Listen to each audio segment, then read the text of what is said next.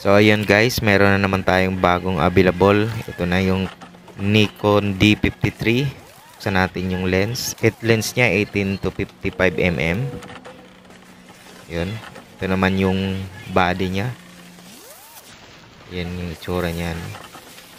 Makinis pa siya guys. Kaya pwede pa siya sa maarte. Huwag naman sa sobrang maarte. Tanggalin natin yung lens cap. Ngayon tanggalin natin yung body cap. Kabit natin yung lens. Tapos yung battery naman. Lagay na rin natin. Yun. Lock ng ating battery. Yan. Fully articulated screen na rin yan guys. Kaya maganda siya pang vlog. Dahil pwede mo nang pang selfie. Tanggalin natin yung lens cap. At i-on natin. Yan guys.